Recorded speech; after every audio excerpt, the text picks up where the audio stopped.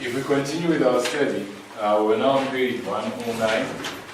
In fact, we're still on page 108, and I was mentioning the different events that happened in 2014 that are significant. So I think we're now on point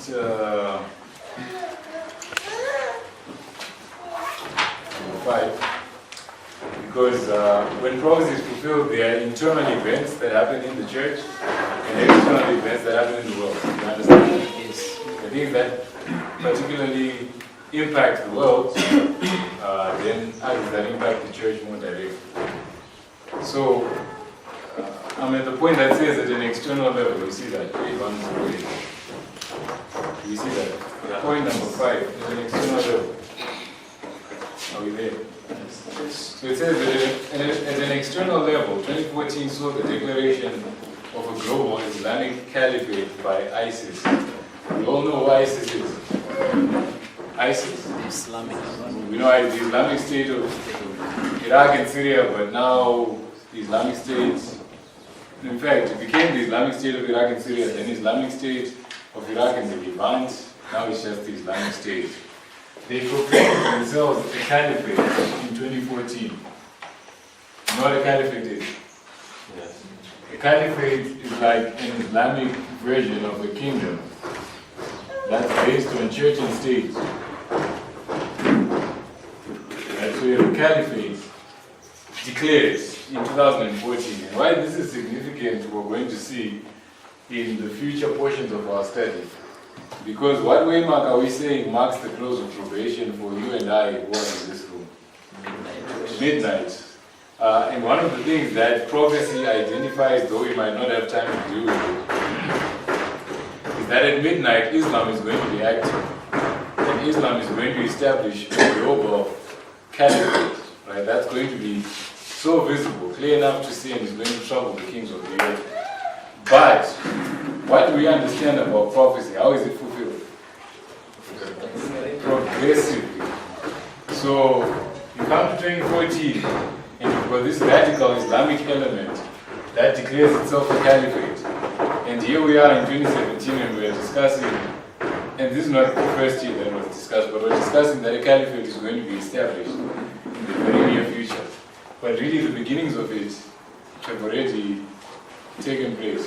Right? You can see this progressive development. That's one external event of significance that happened in 2014.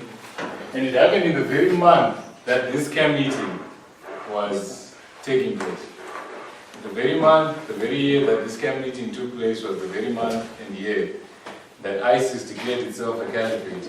You've got the Ukrainian Revolution and the annexation of Crimea by Russia. I don't know if we're familiar with that event or with those developments. We know about the Ukrainian Revolution that took place in 2014. If you don't answer, then I don't know what to do. Yes or no? No. Okay. So, I'm not so sure of the details myself because when it happened, I watched it happen, but I didn't make any prophetic connections because at the time I couldn't see any.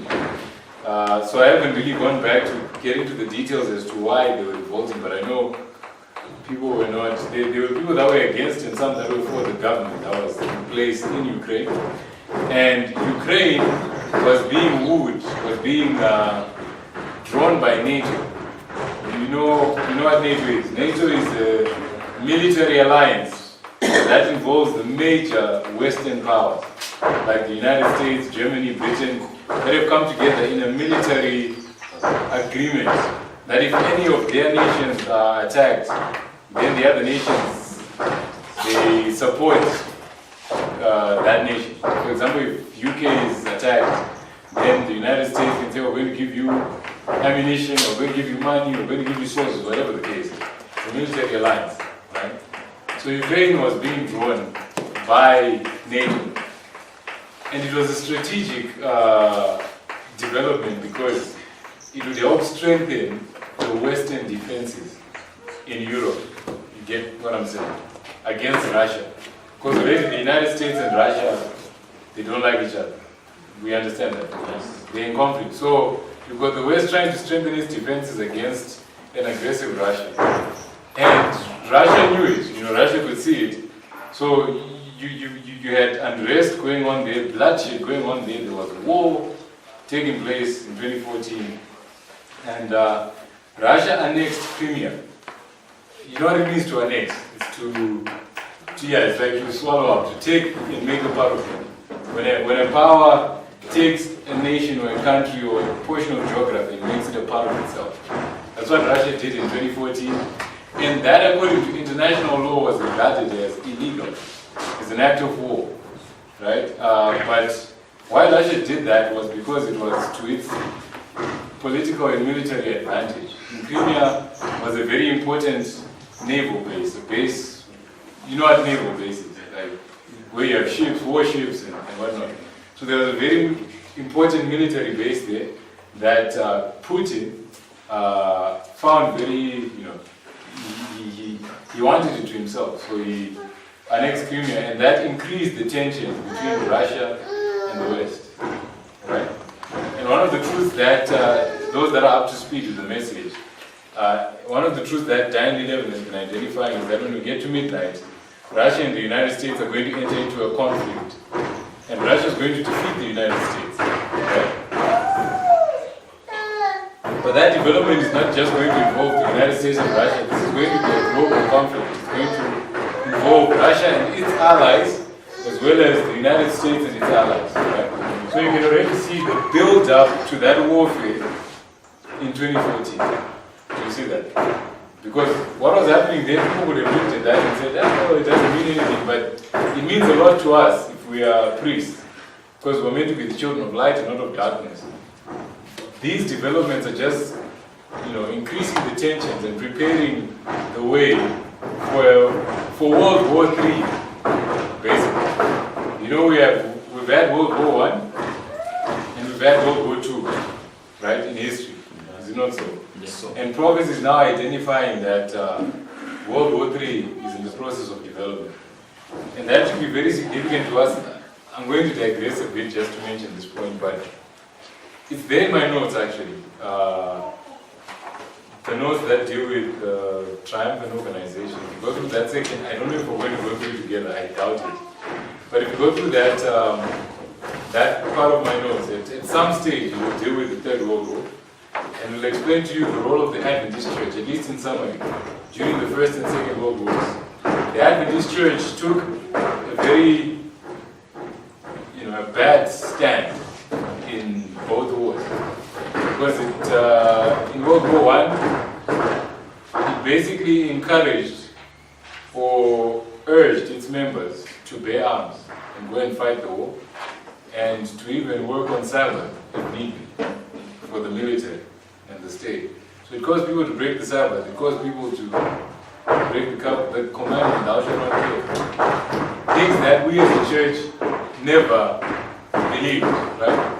Because when the Civil War took place in 1861 to 65, what our church did is it took a non-combatant stance, where it says, Adventists do not bear arms, right? We don't take guns and go and fight people and kill them. That was the position that the church took. But in World War I and World War II, the church did not take that stand.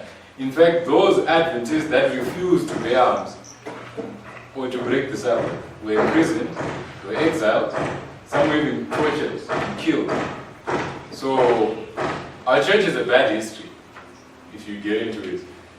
And if you understand the rule of triple application, do you understand the rule of triple application? Yes. The rule of triple application, what does it say? The characteristics of first, second, and third. So it's 1 plus 2 equals 3, basically. Yes. When you take the characteristics of the first and combine them with the characteristics of the second, you get third. When you combine the characteristic of Elijah, the Tishbite, with the second Elijah, John the Baptist, you get the characteristic of the third Elijah, right? And what we know about Elijah the first is he was translated, Elijah the second was martyred.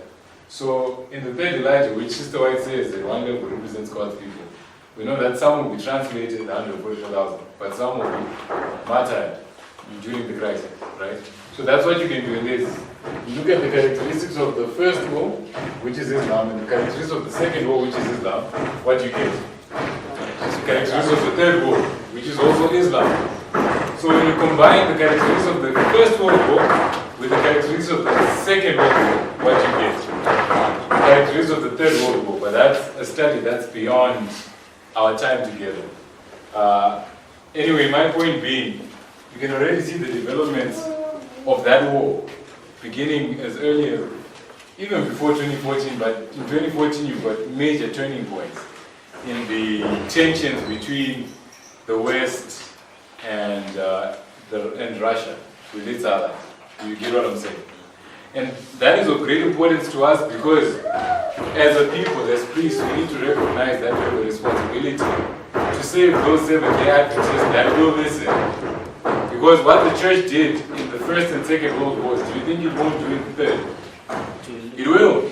It will take the same position it took in the First and Second World Wars. Therefore, in order for us to be of help to our other Adventist brethren that are honest-hearted, what is the most loving thing that we can do as a movement? Organize. Because they're going to need to, they're going to call them out of that structure. They will need to have somewhere to go.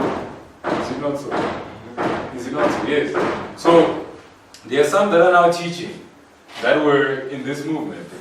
I'll just mention the ministry. Tree of Life Ministries are championing this doctrine, this teaching, that there is no significant, movements towards organization until they've shown us that the temple is reared up and finished when? In the time of the second angel. The second angel arrived at 9:11. When we get to midnight, that's the third angel, is it not? So, organization has to take place before the crisis. It just has to take place before the crisis, right? It's not that men are trying to become kingly powers or exalt themselves or lift themselves up. It's in response to God's word. And if we have any love for souls, we just have to do it. It's not a nice work, it's a controversial work, it's a difficult work, but it's the most loving thing we can do for those honest-hearted Seventh-day Adventists. Because they're going to need a place of refuge with what our church is going to do in the very near future. I don't know if you understand what I'm saying. If you understand my logic? Yeah. Okay, so we keep moving on. Another development, another significant development in 2014 was the Christian Right Control Republican Party took control of both houses of Congress in the United States. Now, there are two major political parties in the United States. Do we know what those parties are? What are they? The Democrats and the Republicans. Now, if you get into the history of these two parties, you'll find that the Democrats are more, they incline towards communism more, the Democrats, and socialism, and basically the government's taking control of, the lives of the people. And they control the world and redistribute it. That's what Obama stood for. But when you look at the Republicans now, the Republicans, basically in the history of the 90s, were taken over by a radical Christian element called the Christian Right movement. And the Christian Right is a group of Catholics and Protestants that are trying to push for an amendment to the Constitution of the United States, which is something that Sister White speaks about a lot, right? She talks about how an amendment to the Constitution has to take place. Is it not so? She does. So the Christian Right are basically the people that now control the Republican Party. And they took control of the upper house and lower house of Parliament, or Congress, right? They took control of both houses of the United States Congress, which is where laws are made, laws are passed. They have been in control of Congress since 2014 up to today. Because in 2014 you had the midterm elections in the United States and they took control. So that's a significant development towards the changing of the Constitution and the introduction of Sunday laws. Because these things are what? Progressive. You get what I'm saying? So to someone who doesn't study prophecy, you look at that event and think, okay, so what? They took control of Congress. The Democrats can come back and take control of it again. But that was actually a sign by the Lord. In fact, it was in God's mercy that many things didn't break loose in 2014. Because when you look at 1888, what was meant to happen in 1888 according to Adventist history, according to just history? The Sunday law. Right? There was actually a Sunday law issue, but it didn't then become as prominent as it was meant to be. Because God saw that his people were not ready. God's people were rejecting truth. God's people were just in a bad shape. So, if at the beginning of the 126 you've got a Sunday law that almost takes hold, but is restrained, what does it mean when you get to the end of the 126 in 2014? Things could have wrapped up very quickly, which means maybe some of you would not have been in the movement, or would have come in as Levites, I don't know. But it was in God's mercy that things didn't wrap up, because he saw that this movement was in a bad shape and the tails still had to be removed. So what began in 2014, maybe we'll get to that at some stage, is a progressive removal of the tails. Because God knew, he knows, that if we were to get the crisis with tails still in our midst, it would crush the weight, right? It would. It wouldn't be good for the movement. Are we following? So many things took place in 2014. Okay, I'm just quickly scanning through to see if there's anything else. Okay, if we go to page 109, you notice that there's a line there. There's a line that's illustrated. You see it? You see that line? In the middle of the page. That line is this line. Right? It's the same line. So I want to read the bullet points that are below that line. And this is now mainly dealing with 2012. When we talk about 2014, now we're talking about 2012. So Advent History notes a 3-year period beginning in 1888 when Sister White worked with A.T. Jones and E.T. Wagner before she was sent to Australia in 1891. This was the beginning of the 126 years. Therefore, a 3-year period can be expected at the end, and the suggested period is from 2012 to 2014. These become very key years in the development of this message and the events that would follow. Firstly, in 2012 began the work of a comprehensive summary of this entire message in the series called Habakkuk's Two Tables, done by Elder Pimley. We already talked about that, right? Second, 2012 was also a year when the Lord providentially led Elder Parminda and his group in Wales to see the application of the 126 years from 1888 to 2014. Thus, they predicted 2014 as a significant year in advance, even though they might not have known all the implications of it at that time. So this is something that you might or might not have known, but just the principle of it, Elder Parminda and the group in Wales might not have taught it the way I'm teaching it today, but as far as I know, they are the ones who the Lord opened this truth up to. That from 1888 to 2014 we can mark 126 years, and thus 2014 will be significant. But they came to an understanding of this, at least an initial understanding of it, in 2012. Right? In 2012. So it was, as it were, a prediction of 2014 in advance of 2014. Are you getting what I'm saying? But it was rejected. It wasn't received well, I guess. Firstly, people were not in a place where they could receive it, but some of the people that were very aggressive or active in rejecting it were the very same people that were then at the forefront of rebelling against God's appointed leadership in 2014. So I find that quite significant, that the rejection of this truth, you can also mark a progression of 2012, 2013, 2014.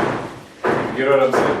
A progressive rejection of the message, a progressive conclusion of the foundations. All these things are progressive. So this period may not be viewed as a time of the end, but it is interesting to note that it is interesting that you can note two principal persons in this movement associated with that period from 2012 to 2014, namely Elder Pamela and Elder Bryant, thus showing the men of God's appointment whom he is leading to do a special work for this reform movement. So now we're beginning to get to some of my points. I was saying, when you notice, remember what we looked at? When we looked at, I think I removed it, but when you looked at 1796 to 1798, remember we mentioned that it's a period of 3 years? Remember that? And that there were two main people that were involved in that history. Napoleon and Berthier. Remember that? Then in the fall of Babylon, there were 3 years and two main people involved. Darius and Cyrus. When you come to 1989 to 91, there's two main entities involved. The papacy and the United States. So you can look at it as Ronald Reagan and Bush, whichever way you want to relate to it. But I think the papacy and the United States is a bit more accurate. So also when you come to this history, I don't think it's a coincidence that you come to this history and there's a period of 3 years, and then you've got light being opened up to two men that are one of the main men in the movement. Elder Pippinger is putting together Habakkuk's 2 tables in 2012, and the Lord is opening up the 126 to Elder Pamela. So the prophetic word begins to open up to you who God's chosen messengers are. I'm not saying they're the only ones, right? I understand you mean. I'm not saying they're the only ones, but you can already see that God is giving them a special place in His reform movement. And we would do well to regard their authority as at the heart of the rebellion and apostasy that's currently underway is a rebellion and rejection of God's appointed messengers, because that's what happened in 1888. And if you follow the various shakings that have been going on and are still going on in this movement,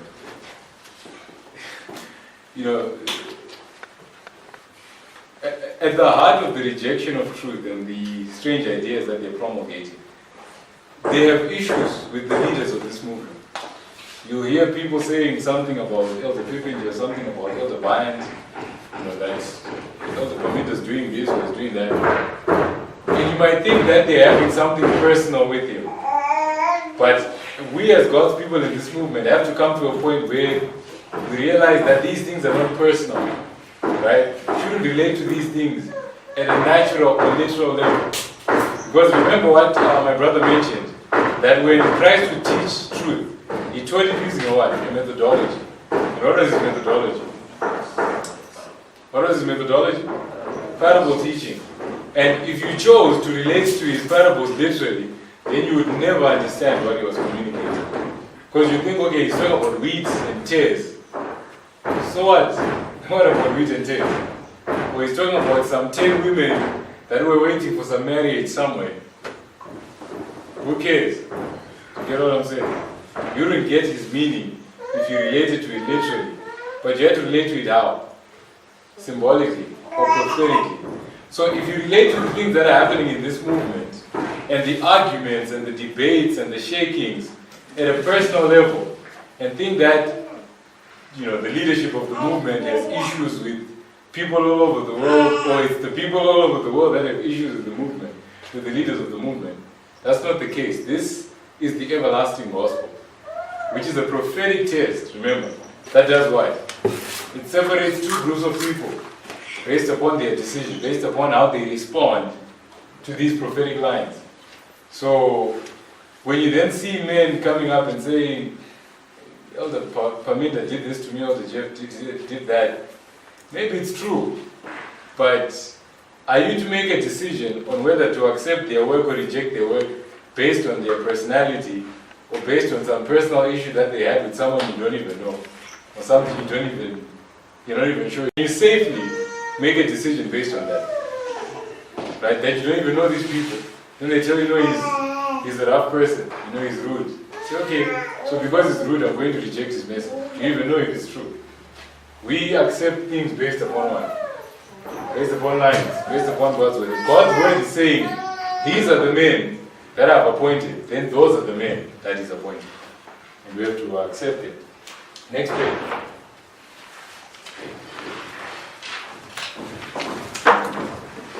I know I haven't spoken for long, but I think it would be good for me to know how much time I have left so that I know at what pace to move. 34 minutes. 34 minutes. Okay.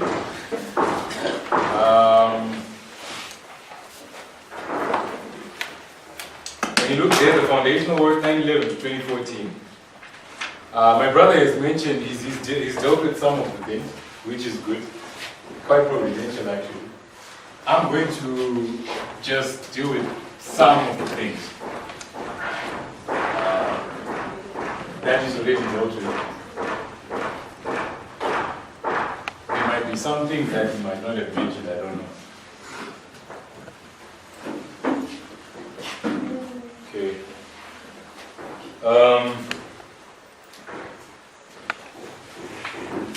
Okay. If we look at Millerite history, we've got Millerite history beginning when? 1798. And coming to a conclusion when? 1844. And both these waymarks are the conclusion of what? 2520. Is it not so? And maybe it's important for me to mention this at this point. What is the 2520 all about? What's the 2520 about? It's about what? It's about the covenant, right? It's about God breaking His covenant with His people because of rebellion. And then He takes them back, He gathers them back and re-enters into covenant with them when they return unto Him. Is it not so? So when you look at what we've been looking at is actually based on the 2520. That's what I said at the beginning. Right? And is God re-entering into covenant with the people at the end of the world? Yes. Is He gathering the people unto Himself? Which people is that? It's the people that are going to constitute the church triumphant. Is it not so? So the 2520 would shed light on how God is going to do it. Yes? And one of the truths that God has opened up on how He's going to do it is He's going to organize the church triumphant, right? Is it not so? He's going to organize the church triumphant, and when He organizes it, He's going to appoint leaders. And He's going to show you that these are my appointed leaders. Are you getting it? It would be an increase of knowledge on the covenant that is entering into with me. That if you are entering into covenant with me, and you're genuine about actually being part of this covenant, the church triumphant, then you need to accept the men that I appoint, you need to accept the structures I put in place, you need to accept the truths that I put in place. Does that make sense? Does it make sense? Yeah. So I'm saying the 2520 is more than just a number. It's shedding a lot of light on the covenant, how God is doing it. And it becomes especially solemn now because some of the truths that we are handling are no longer just dealing with principles or things in the past, they're dealing with individuals that are alive today. Right? And that becomes difficult for human beings. So Lord help us to accept the truth as He opens it up to us. So anyway, my point is you have two 2520s that come to a conclusion in Millerite history. The first one comes to a conclusion at the time of the end, and then the second one comes to a conclusion when the temple is cleansed. Is it not so? Is that so? Yes. So it means when we come here, when does this 126 come to an end? Because Millerite history is repeating. Yeah. This is Millerite history, this is our history. And the 126 is a symbol of what? It's a type of what? 2520. So the first 126, if we were to recollect history, is to end where? At the time of the year. So the answer I was looking for. Yeah. Because this is the time of the year. So the 25-20 ends at the time of the end, this 126 ends at the time of the end. Yes. Right? The second 25-20 ended when? Temple cleanse. At a temple cleansing, right? And you also have the number what? 46. You also have what? 3 tests. The 3 angels' messages, right? Yeah. Is it not so? So, So if we bring this now to its logical conclusion, what do we expect at the end of this 126? Just take the one and put it. 46, 3 times. What is 46 dealing with? Temple. The building of the temple. And as Brother Tabo been telling us that when we get to 2014, the Lord begins to erect the temple after the foundations have been laid. Has he taken us through that? Yeah. So you've got the building of the temple that begins in 2014, but what else? The building of the temple that involves organization, the fine-tuning of the message, but what else? You don't need to guess, you just need to look here. Temple cleanse. Temple cleansing.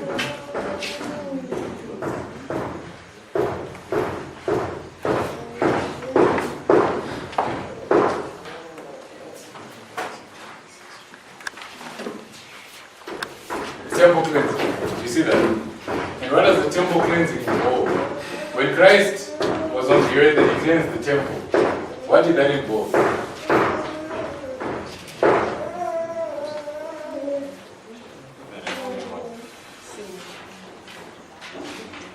When Christ was on the earth, Separation. be more specific. Separation of what? It's the chaff from the wheat. Okay, you guys are using symbols. I'm just asking the history of Christ. Just tell me about the history of Christ. He separated the stuff between the circle and the spark. He cleansed the So he removed those that were not genuine out of the temple. And only those that were genuine remained. So it means what work began in 2014? Cleansing. Yes, but what does it mean? Okay, you really don't want to be specific. We need to be specific. It is purification, but I just told you the answer. When Christ came to the earth, what did he do? He did what?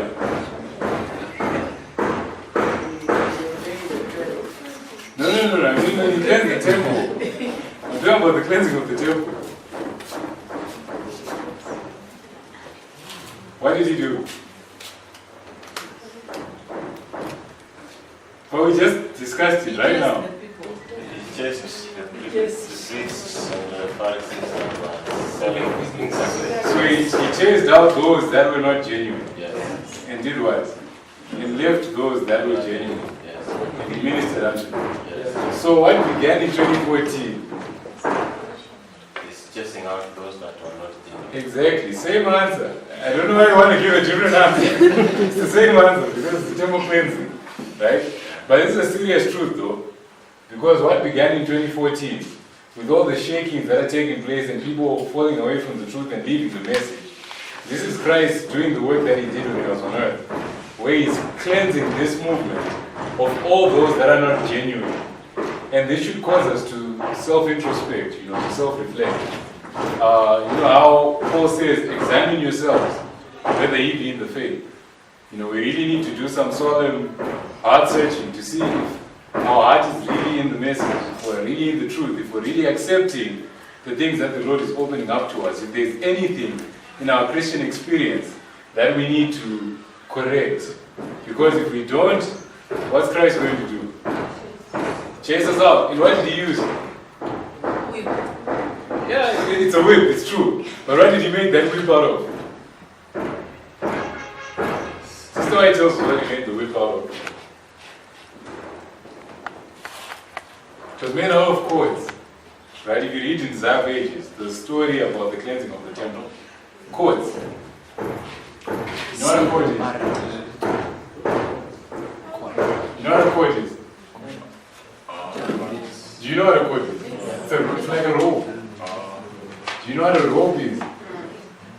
So he made a whip out of ropes.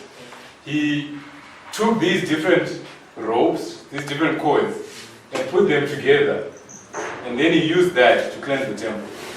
Now, if you read Isaiah 28, verse 10, you know what Isaiah 28, verse 10 says? I'm sure you know what it says. You just don't know that's the verse. For precepts, line upon line. If you get into the Hebrew of that word line means a cord. Yes. Right? It means a cord. Get into the Hebrew. So you can check Strong's Concordance. I don't want to look into it now. But that word line can actually mean a cord. Right? So what Christ did literally when he was on the earth in bringing cords together to make a whip that chased the people that were not genuine out of the temple was typifying what? Was typifying a work of taking a line upon a line upon a line and bring them all together. And the presentation of those lines does what? Chases away those that are not genuine. Right? So this is serious stuff. Right? And it's because of the implications of these lines that people are either offended or they are confirmed in the truth. So Christ is cleansing his temple. And what are we supposed to do as individuals? Search our hearts and make sure that we fulfill the characteristics of those who remain in the temple. Solemn time. Another thing, you have the first, second, and what? The third angel. So what would it mean about 2014? Just by introduction. It would mean here you can mark what? Third angel's message. Does that sound strange? Sounds strange. Yes. Well, when to deal more with it, Lord willing, if we get time.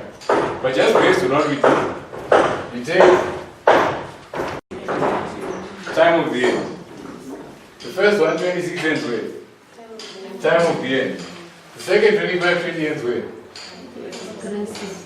At the cleansing of the temple, at the arrival of the third angel. Right? At the third angel's message. So therefore, the second one, 26, we end with the cleansing of the temple, the building of the temple, and the what? The third angel. And you know that it has to be the third angel, because if you read early writings, I don't have it, but I'll just put the reference for you. Early writings, page 118. Sister White talks about the third angel. Says, then I saw the third angel. Fearful is his word, awful is his mission. He is the angel that is to what? Seal or bind the wheat with heavily Ghana and do what? Separate the wheat and the tares from the wheat. Is it not so? You all agreed that the cleansing of the temple began in 2014. When I asked you, you agreed. Yes. And you said that those that are not genuine are being removed progressively since that time. Who does the work of separation, of removing them? It's the third angel. It is Christ, but it's Christ through the ministration of his people. It's the third angel, right? It's the third angel that does the work of separating. Do you get me? Are you following? Yes. So, if the separation began here, that's only going to continue until we get to midnight. It means the third angel has to have arrived here. Are you following my logic? This is not my only, it's not my only logic for saying the third angel is there, but I want you to understand this. Are you getting what I'm saying? I'm not saying necessarily accept it, but you get my logic. Yes. That just based on the 225/20 and the 226, if you've got the number 46 and the temple cleansed, you agree that the temple is being built, the temple is being cleansed at the same time, but you also have the third angel, because there's a separation, an escalating process of separation that began here. That, there's separations that have happened before, but the thing is, even though they would be intense, afterwards we'd have a period of quiet. But I'm telling you, ever since 2014, shakings have not stopped over the world. And they're just going to continue until the only people that remain in this movement are the wheat. Because the church triumphant has to have wheat, and wheat only. Are you following my point? So very solemn times we're living in. Now, I'll build on this point, but I'll mention it now. And this, when did the judgment of the living begin? This could be a very thorny issue, but I don't think I can leave here before talking about it and presenting. When did the judgment of the living begin? At 9/11, right?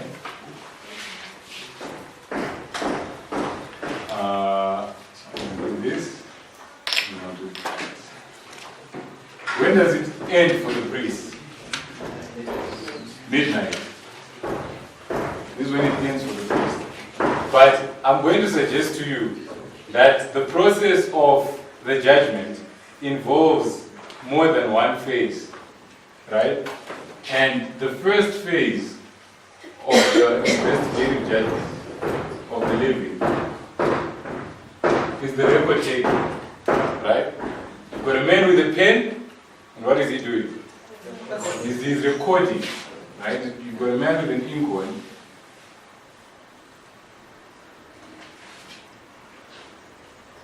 So this is an ancient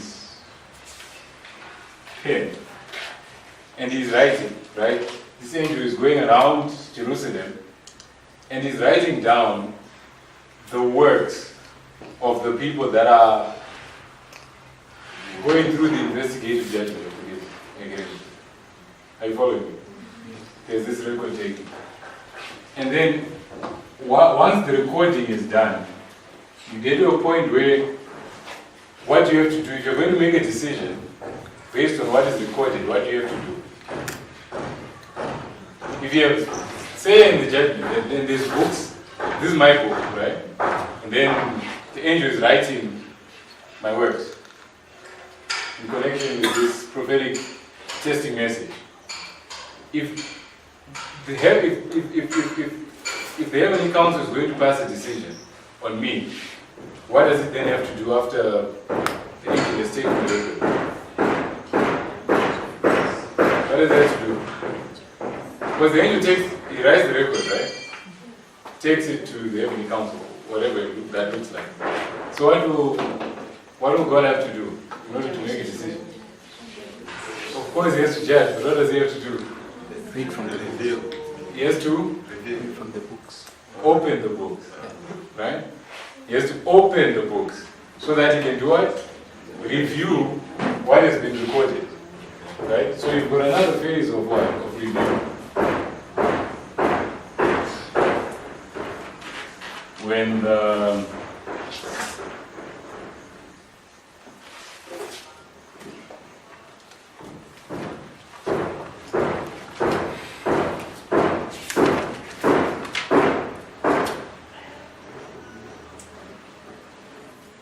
So that's a book, right? When the books are open, there's review. When were the books open? If you're so in the Adventist, you know this answer. The judgment was set and the books were opened. When was that? It was 1844 at the end of the second 2520, right?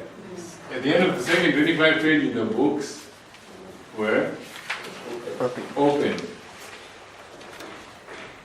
for review. So it means, when we come to 2014, what happened in 2014? It's the beginning of the opening of the books. I'm not denying that it's progressive. I'm not even addressing the situation of someone who would come in post-2014. That's not what I'm dealing with. I'm just dealing with the prophetic line. I understand it. The prophetic line in connection with the movement. That you get to this point, this was a significant turning point. From recording to what? To review. Right? And based on what's reviewed in this history, a decision is made. And then you either separated from God's people forever, or you are retained among God's people forever. Are you getting me? So time. You know, you get to midnight, what phase? execution. Even though you'd argue that execution begins before, but we're not going to get into that. So I want to try and open a quotation very quickly. I don't know if I'll be able to find it. It's in great controversy.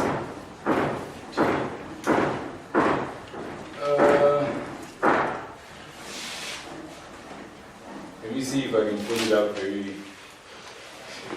I hope I'll be able.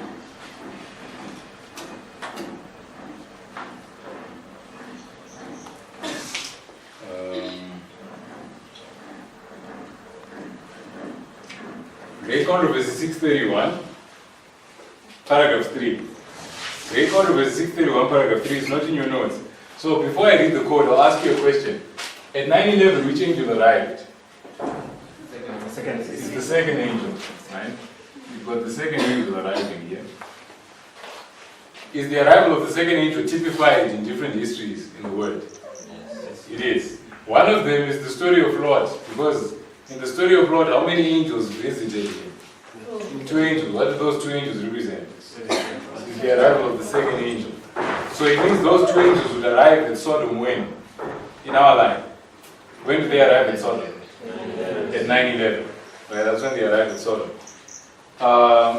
So it says, in the form of men, angels are often in the assemblies of the righteous, and they visit the assemblies of the wicked as they went to Sodom. So now she's going to tell you something about the angels that went to Sodom, which I'm saying is 9/11. You follow that? So it then says, angels in the form of men, angels are often in the assemblies of the righteous, and they visit the assemblies of the wicked as they went to Sodom to make a wife. Hey? Is there anyone else who's reading with me? To make a what? A record of their deeds to determine whether they have passed the boundary of God's forbearance. So Sister White tells us that the reason why those 2 angels came to Sodom here was because they wanted to do what? To make a record of their deeds. So you get to 9/11, the second angel arrives. He's taking a record of the deeds of those that are undergoing the judgment of the living, which would be the priests. The priests are judged first, is it not so? In this history. Yes? Yes. So you've got record taking. But you come to a point where there's a significant change. When I'm saying the third angel would arrive, at the conclusion of the second 2520, which is the 126, when a separation would begin, but you also have a review when the books are opened. Are you getting what I'm saying? So 2014 becomes a really, a real life and death waymark. I don't know. There's many implications, but I don't know if you see my logic so far. Do you? Yes. Let's see if I can bind this off quite nicely before we pray.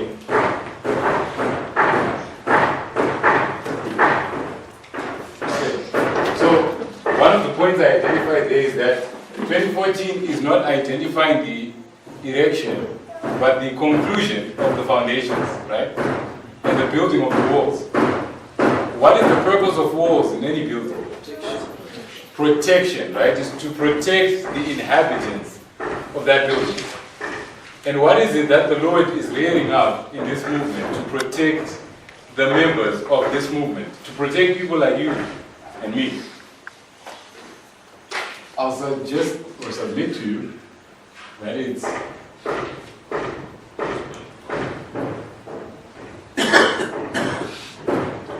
gospel order or organization. Right? God has introduced gospel order and made it a real present issue post 2014 to be hearted and genuine. Do you get what I'm saying? Yeah. Because when this movement is organized and those whom God is leading are clearly identified, and structures are put in place as to how to deal with doctrinal differences, how to deal with personal issues, and all these other things. These things are put in place to safeguard the honest from being swayed by any wind of doctrine that will blow. Any individual that will just come out and profess to be an advocate of these truths. Do you get that? So gospel order or organization has been introduced in order to do what? To protect this movement. Are you getting me?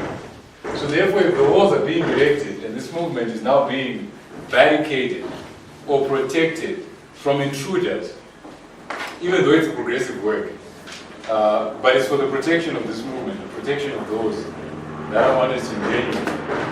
It means from 2014, any movement towards organization becomes present truth. Is it not so? It becomes present truth. So you come to 2016. And at the beginning of 2016, in January, the Lord began to open up new light on Daniel chapter 11. Right? Daniel chapter 11. But another thing that took place is, so you've got Daniel 11 opened up, but you also had a significant ordination service that took place. And that ordination involved 3 men. And to be honest with you, I understand that this study is difficult. If it's difficult for you, I assure you that it's more difficult for me to even discuss this. But you've got an ordination that took place, right? And it involved 3 men that were set apart to basically assist with the global field, the global movement. And this came not so much because, the individuals involved wanted to be in that situation, but it was in response to growing calls all over the world for assistance in different things. Because people were, crying for prophetic meetings, requesting teachers. People wanted to understand, wanted help concerning marriage, concerning baptism, and things like that, concerning communion service. These were things that the movement was not doing, really, prior to this time period. So it was the providence of the Lord and circumstances that brought about this development. So when this ordination service took place, at the time, it was just taking place on the backdrop of these different requests. So providentially, the Lord brought 3 men, one from Europe, the other from South America, and the other from Africa, right? Brought them to the United States, to the school in Arkansas at the same time. And I'm not sure of the details of whatever else happened, but the providence of the Lord, I know enough to say the providence of the Lord, led to eventually, in March of 2016, a decision that these 3 men be officially set apart to deal with these issues. Because no one can just stand up and baptize people into this movement, you understand? You don't even know what that person would have taught those people, whether they are really being taught truths in this message or they're being taught a counterfeit. That's a close facsimile. You get what I'm saying? So, I don't know if you are aware of these 3 men. We all know those 3 men? Yes. You're not aware of the 3 men? Yeah. Okay, I'll write their names. I'll write their names.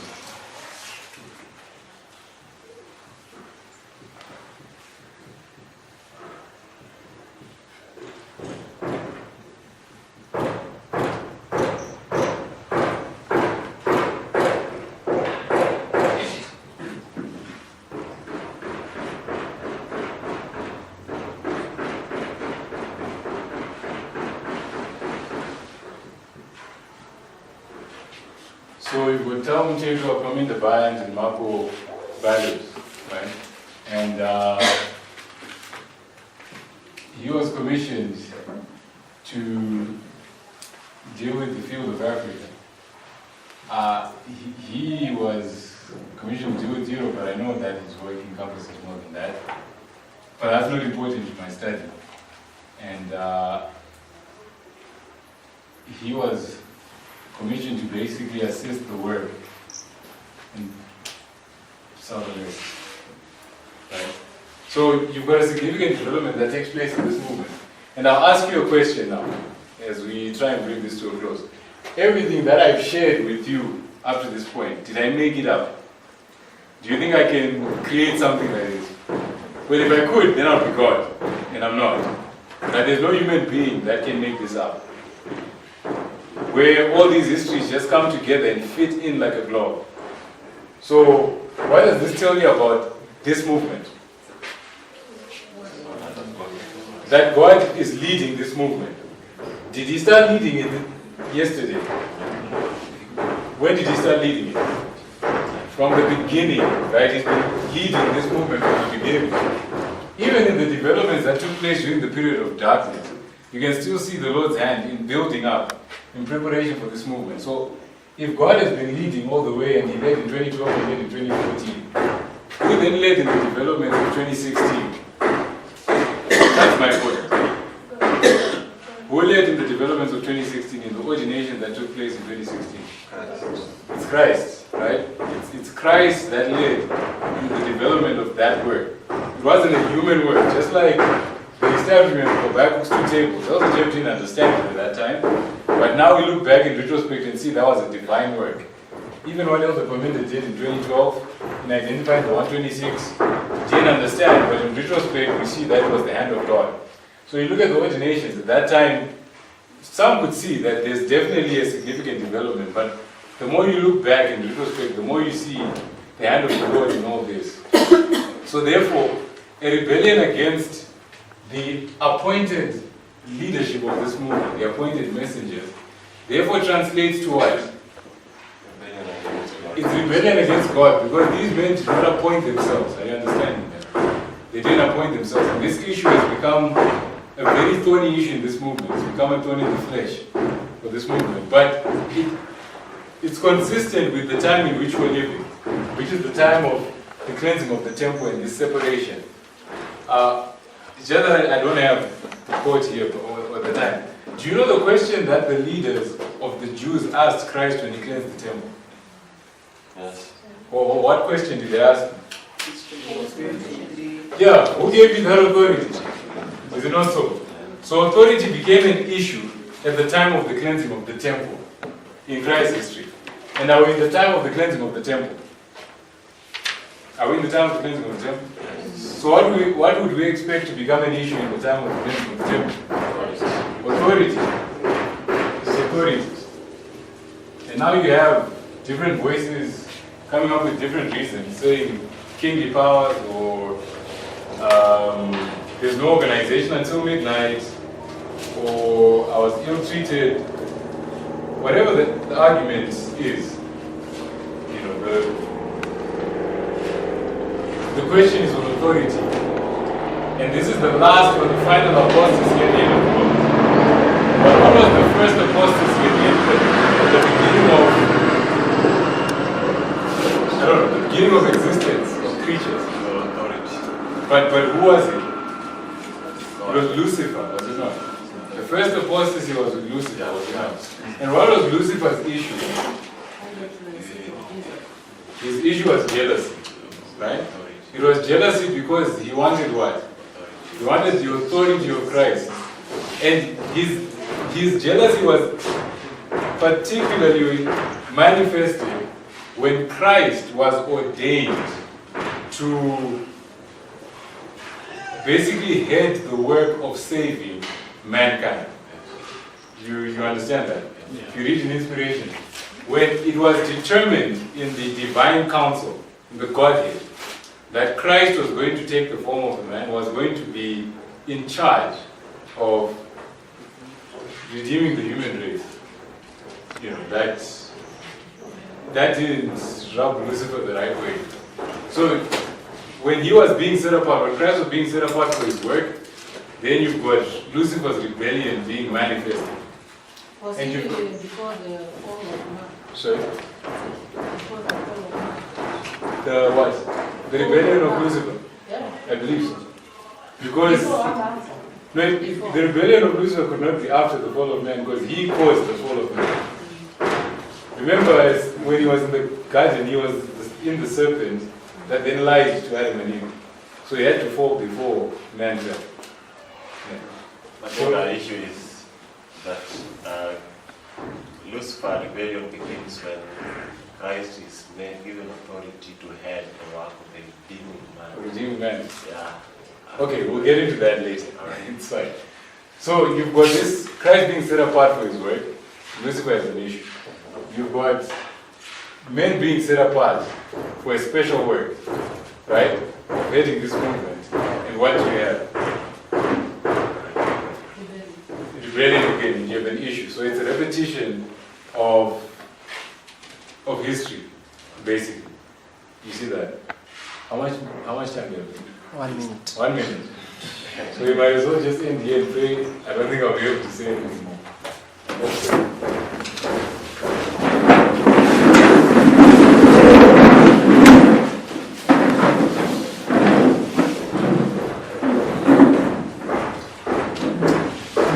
Our Father in heaven, Lord, we thank you for being with us up to this time. I ask and pray that may you continue to help us to study your word, help us to live in agreement with the truth that you are revealing to us now. I pray that you might give us humble and submissive hearts, that are subdued, Lord, and are willing to follow the leadings of your Holy Spirit, even through the men, Lord, of your appointment. Be with us throughout the rest of the day. In Jesus' name we pray. Say amen. Amen.